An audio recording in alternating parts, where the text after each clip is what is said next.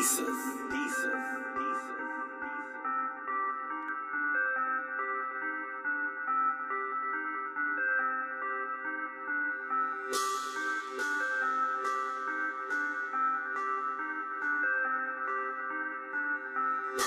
your tracks. Purchase your tracks today. Today.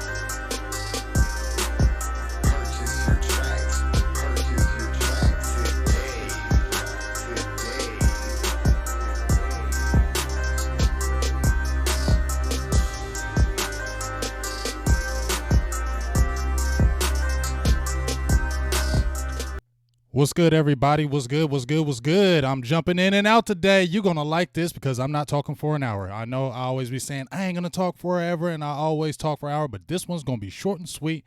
A player that's been on my mind. How is everybody doing? I try to give y'all some quick shout-outs because I got the balls kind of rolling right quick, so I try to give everybody shout-outs. Shout out to you right quick. My guy, Stephen Arthur, what's good with you, my brother? Cowboys fans, 1973. How are you doing? Marvin Hargrove. As always, I appreciate you. I always love hearing you at your rest stop for the day. I'm always show you love because you're just a good dude. T Smooth TXTV, what's good with you? Fort Worth in the house. You know we represented 817 over here, baby. K Swagger 33, what's up with you? Vato Salas 1993, what up with you? But let me get into this right quick. The reason why I made this video is because guess what?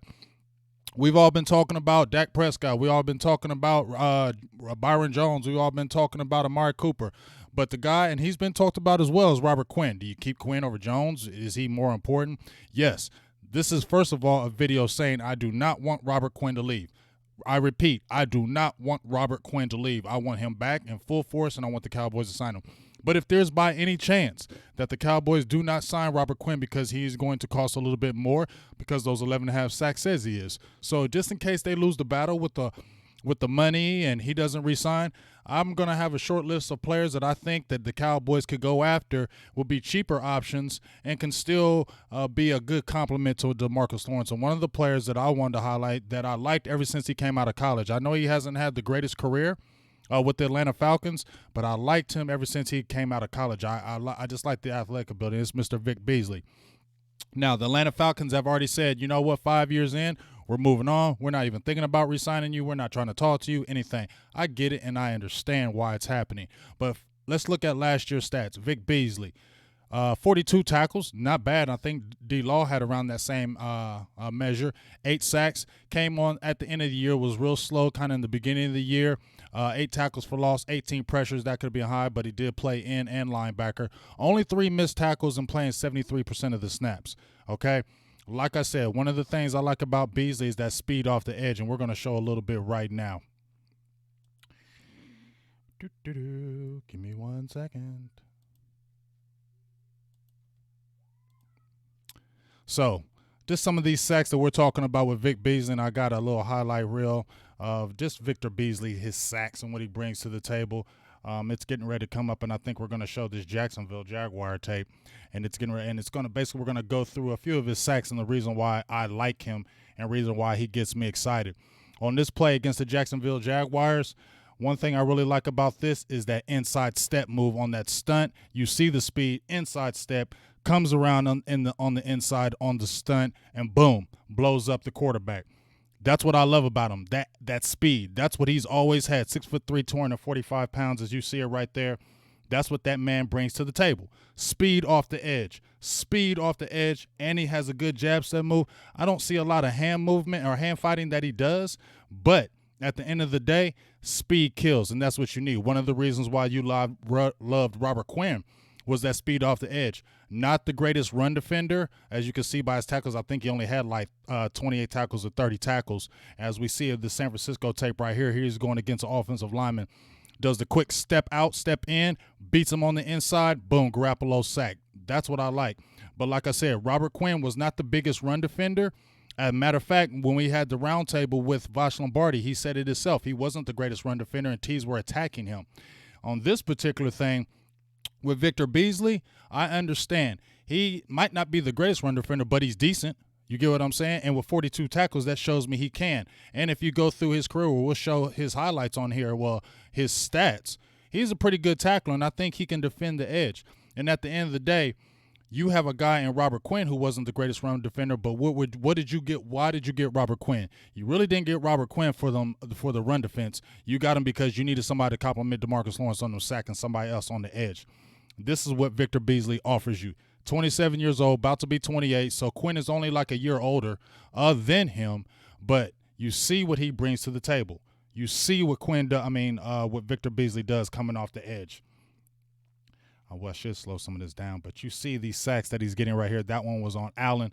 That was against an offensive tackle. The next play you're going to see right here, this is against a tight end. He should always be the tight end, but you see the versatility. On the right side, on the sack before, left side on here. As you see him getting ready to go against a tight end right here, just straight brute force, pushes him back in the backfield. Boom, strict sack fumble. Had two of these strip sacks.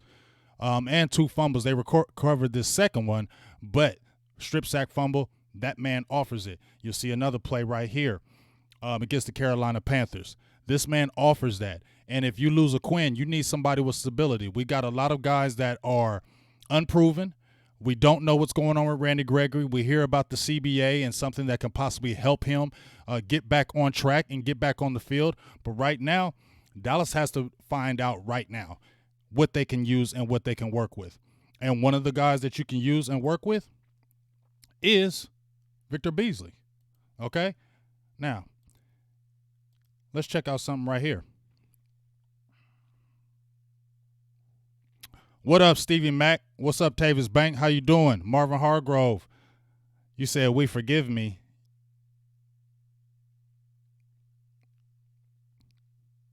What up, Dan Lee? How you doing?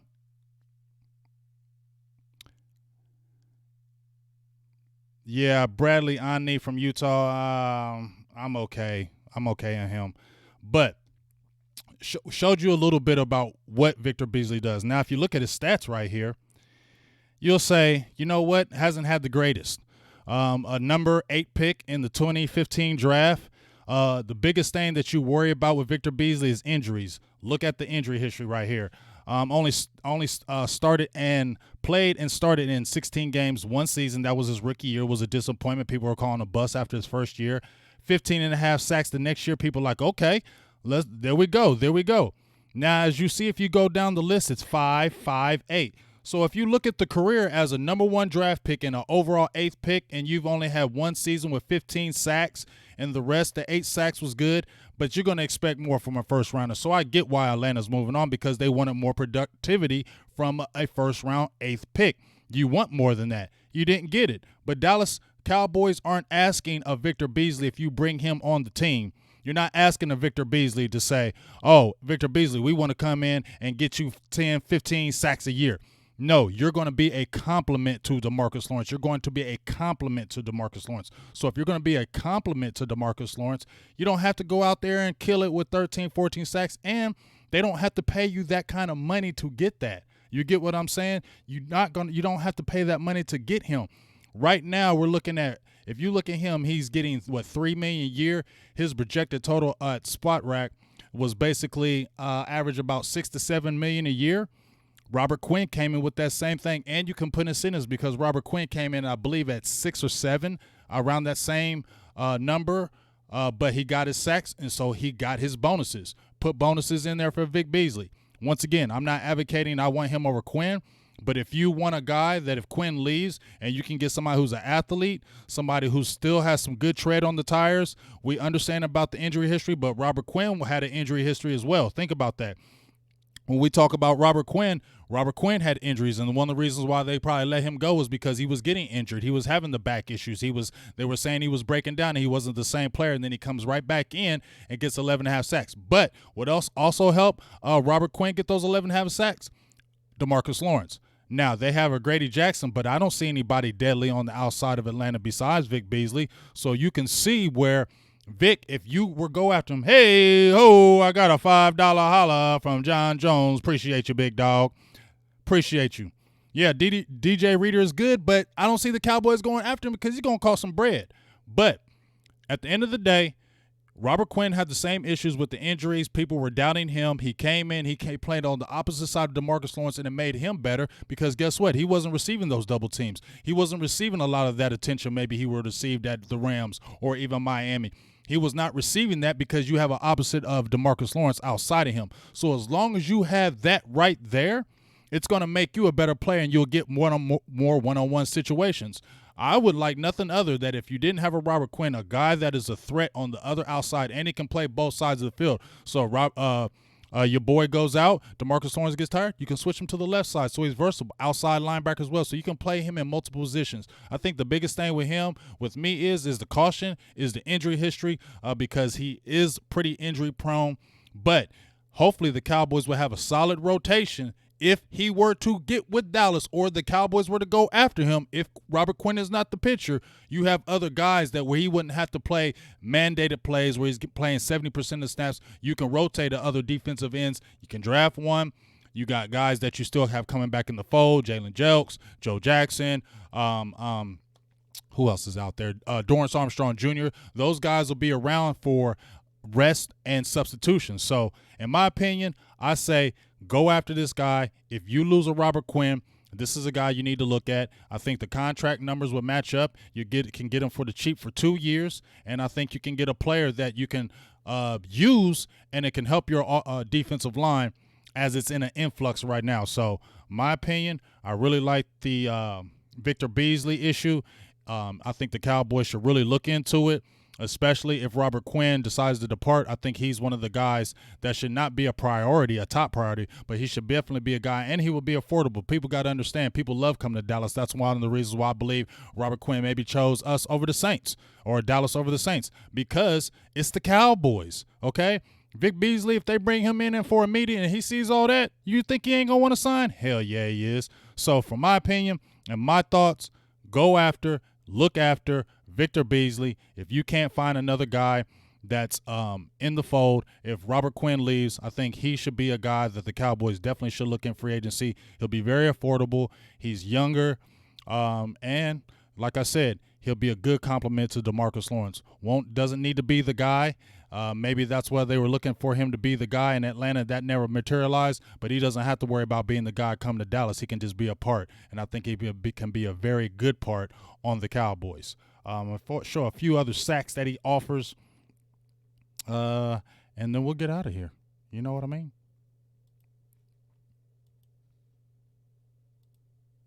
As you see some more.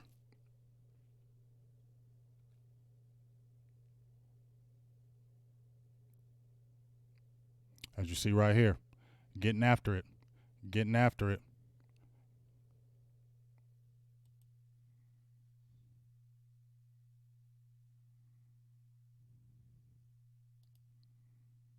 I'm going to show him against that Philadelphia. And watch the trail down. Watch the trail down right here. Watch the trail down. You love Victor Beasley's speed, but watch this trail down. Look at him getting after your boy Wentz. Look at him getting after your boy Wentz. Chop. Oh, you see that arm chop? Look at that. That's what I like right there. Run the man down. Okay? Run that man down. Good chop, arm chop right there. As you can see him. Come underneath. Get after him. Get after him. Get after him. That's what I like about that man. Okay? You saw the good arm chop underneath, getting around him, have that good bend like a Robert Quinn does, and then you see that pursuit going after Carson Wentz. And that's just a little bit of what he does. You get what I'm saying? That's just a little bit what he does. So I like the Cowboys to go after him. Hopefully something will happen, and we'll see. But we'll have more, but I want to be in and out of some guys that I like, and we'll talk more. Some more players get a little more longer, maybe in depth. But this is the start of guys that I want the Cowboys to look in free agency and see if that guy is available. But Victor Beasley is a guy that I think the Cowboys definitely need to keep a radar on in the short term. So that's my quick thoughts on Victor Beasley. Some other guys we'll throw out there. But I appreciate you guys jumping in. What up, Aaron Lewis, Skywalker Steel? What's up with you, big dog? He got after a lot of people, and I really do like him. Appreciate everybody that jumped in the feed. But that's my quick thoughts on Victor Beasley, and we'll have some more guys in the fold soon. And make sure tomorrow we got our big interview. We got plenty of guys we can help in free agency. That's why you got to watch the show. That's why you got to watch the show, because I'm going to be going through just a series pretty much every day of guys I like in free agency, and we'll show videos of them and telling you why I like them, in my opinion, and why the Cowboys should look after them. So just make sure you keep on checking each day. Every single day, we're going to go through a free agent that I like, and then hopefully maybe you might like them too. So with that being said, appreciate that. Vic Beasley is the first of many guys that we will talk about coming soon. Make sure tomorrow, since Skywalker Steel is in the thread, we got a hot show coming tomorrow with George Iocca, former safety with the Cincinnati Bengals, former safety with the Minnesota Vikings, and was actually fighting for a job with the Dallas Cowboys, but unfortunately got cut, let go before he could, actually get on the team. But we got a great interview. We're going to have a lot of good insight. We're going to talk about the CBA. We're going to talk about Dallas. We're going to talk about Dak. We're going to talk about Amari. A lot of things that he sees, and he's been through the CBA before. He's been through the negotiations, so we'll get a lot of good insight. Credit Skywalker Steel for bagging that interview. Big ups to him. We both be out there trying to get the best interviews for you guys, and we got a lot of good things coming, especially with the interview tip. I got some good feeds on some guys that I think you're really going to like that are in the media industry as well as football players. So please continue to support us, like us, all that good stuff. But tune in tomorrow. Big Game James, Skywalker Steel. Skywalker nabbed that great interview for tomorrow with George Iocca, and it's going to be something you're really going to like. So make sure you tune in tomorrow. That's going to be 3 p.m. Eastern Standard Time. If you can't hear it live, or if you can't be around it live, make sure you hit that replay button and go back and listen to that, because it's going to be a very good interview. And please continue to like, support, subscribe, all that good stuff. Hit the notifications button, Patreon, all that good stuff. Become a subscriber, become a supporter, and let's do this. All right? So with that being said, what up, Ron? How you doing, big dog? It's good to see you again. So we shall see. Appreciate y'all. Big Game James, Silver and Blue Nation. I'm out. Peace.